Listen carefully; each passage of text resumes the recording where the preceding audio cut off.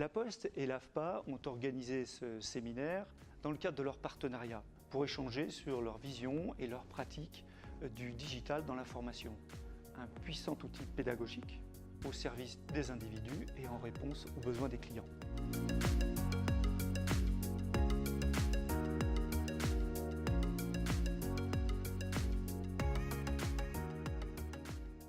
Alors l'AFPA, Agence de formation professionnelle pour adultes, c'est l'opérateur majeur du développement de compétences des salariés en France. Ces formations modulaires couvrent 300 métiers, tous secteurs confondus, et ces 116 centres de formation accueillent chaque année 145 000 stagiaires, dont 60 000 salariés. Alors la valeur ajoutée de l'AFPA pour la Poste, c'est d'abord l'expertise de ces 100 ingénieurs de formation, ces 3 700 formateurs et ces 300 consultants dédiés à l'accompagnement des mobilités et au conseil. C'est aussi la capacité de l'AFPA à adapter son offre de formation aux besoins des clients et à la contextualiser à la culture d'entreprise telle que la Poste. Au total, l'AFPA dispose d'atouts considérables pour accompagner la mise en œuvre de la stratégie RH de clients tels que la Poste.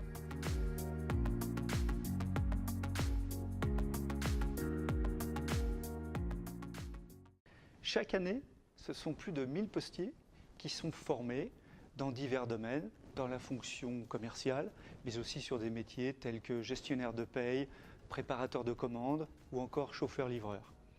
Et ce sont plus de 40 centres AFPA qui sont mobilisés chaque année pour conduire ces actions.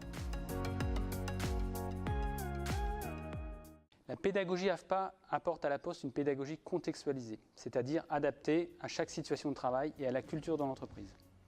Cette pédagogie repose sur 3 piliers, la mise en situation professionnelle, l'apprentissage du geste professionnel et l'apprentissage au sein d'un collectif accompagné par un formateur expert de son métier.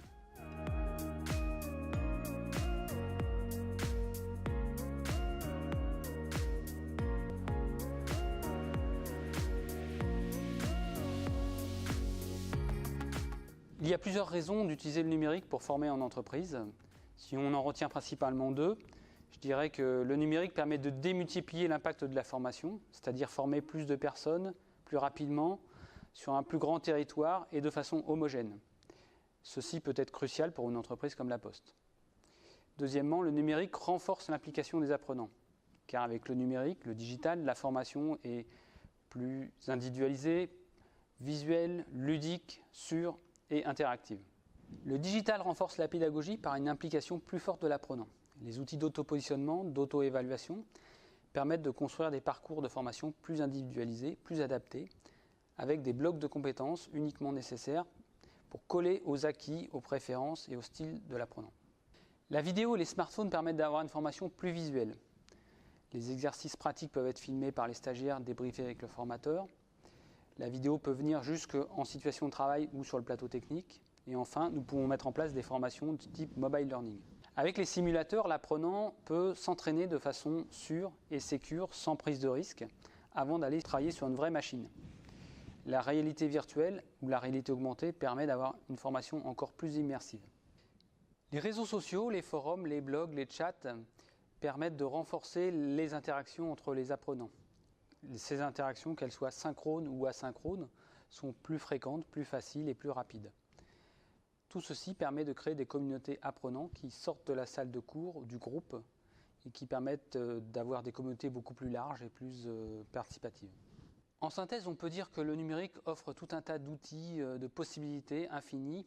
La question est de savoir comment utiliser tout ça pour renforcer l'implication de l'apprenant. On pourrait dire qu'il n'y a pas de recette miracle, il faut adapter à chaque cas, chaque situation, chaque groupe, chaque apprenant, les modalités, les outils, les techniques, les technologies qui vont lui convenir au mieux.